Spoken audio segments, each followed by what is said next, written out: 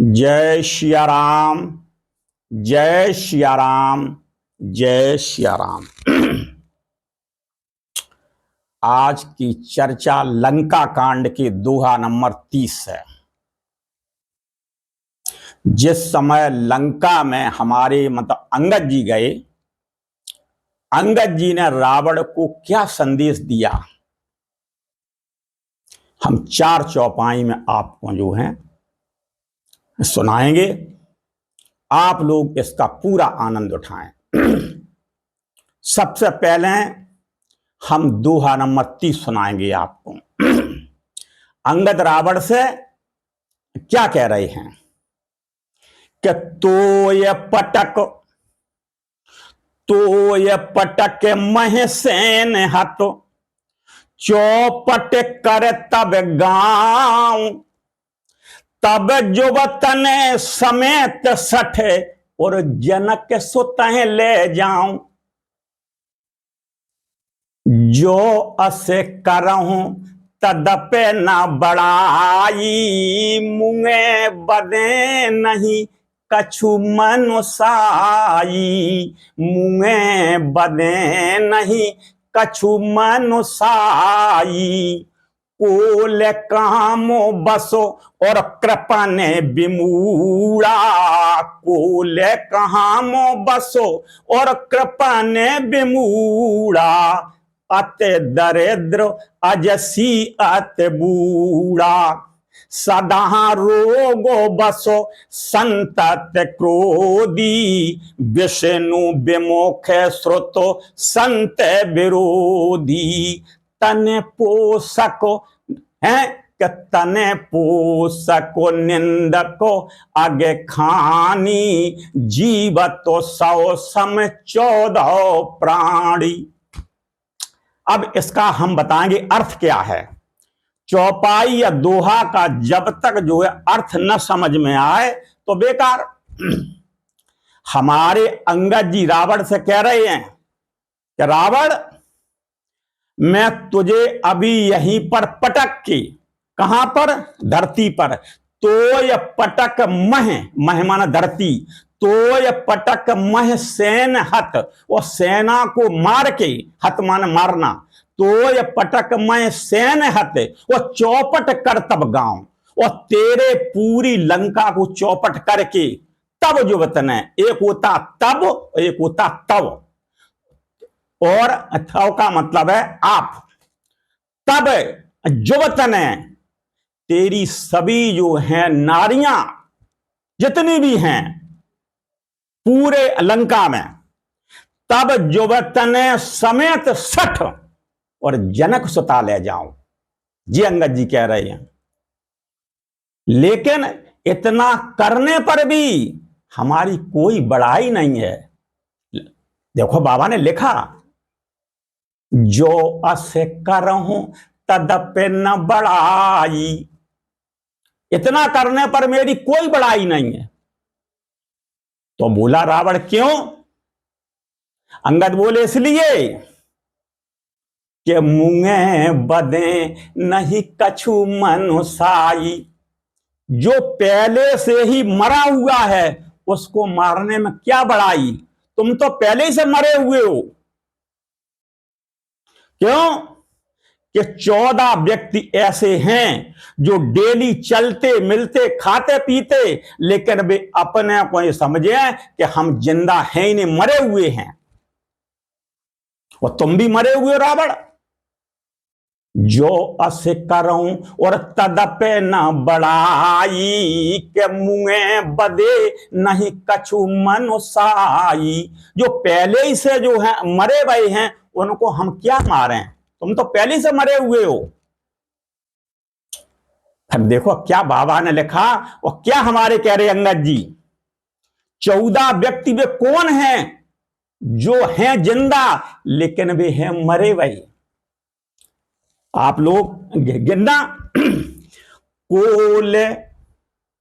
कोल मतलब जिसका सवेरे से शाम तक पीना ही। कोल मतलब हदरा।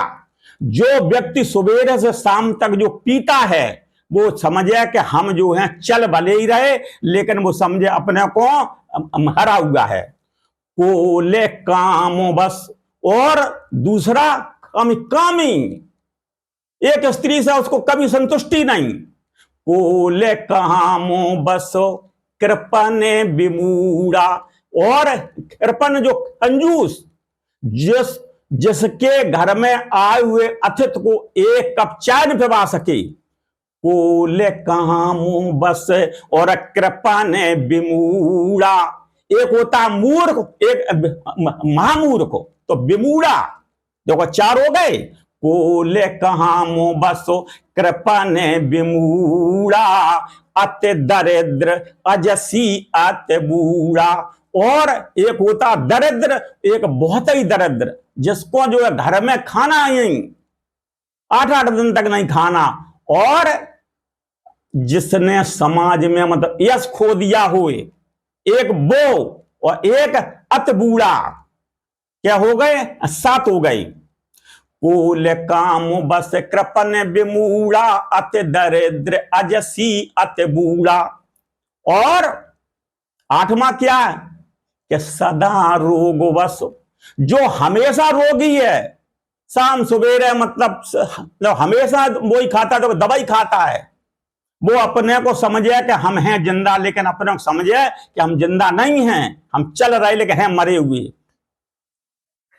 और के सदा रोग बसो और संतत क्रोधी, संतत मतलब निरंतर, जो हमेशा जो है जिसके गुस्सा रखी नाक पर, संतत क्रोधी, और विष्णु विमुख श्रुत संत विरोधी, और भगवान विष्णु का विरोधी और संत और श्रुति का भी विरोधी।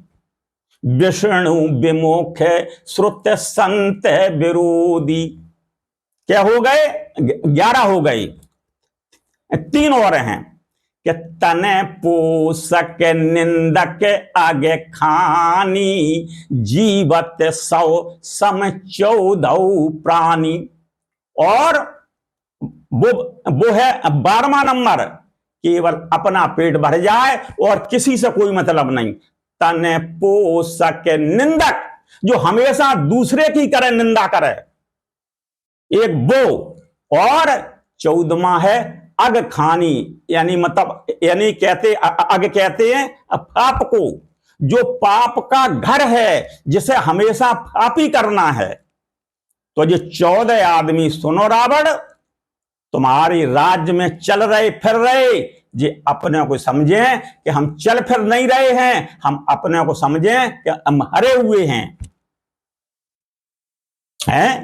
जे अंगद ने कहा रावण से, हैं कोल कामो बसो, कोल कामो बसो कृपन विमूढ़ा, अति दरिद्र अजसी अति बूढ़ा। राम सिया राम जय जय राम, सदा रोग बसो संतत क्रोधी, विष्णु विमुख श्रोतो संत विरोधी। राम सिया राम जय जय राम, तने पोषको निंदक अग खानी, जीवत 100 सम 14 प्राणी। जीवत 100 मान मिट्टी, कि जीवत 100 सम 14 प्राणी। तो जे व्यक्ति जिनमें जो रोग हैं इस संसार में, वे अपने को जो समझे कि हम जो हैं जिंदा नहीं हैं, हम केवल चल रहे हैं, जो समझिए कि हम जिंदा नहीं हैं, हम हरे के समान हैं। बाबा ने ऐसा लिखा है, और यही संदेश दिया रावण को हमारे मतलब अंगद जी ने। तो आज की चर्चा यहीं पर रहेगी, और मतलब आगे की चर्चा जैसी हर इच्छा होगी। तो प्रेम से बोलिए जय सिया राम, जय सिया राम, जय सिया राम।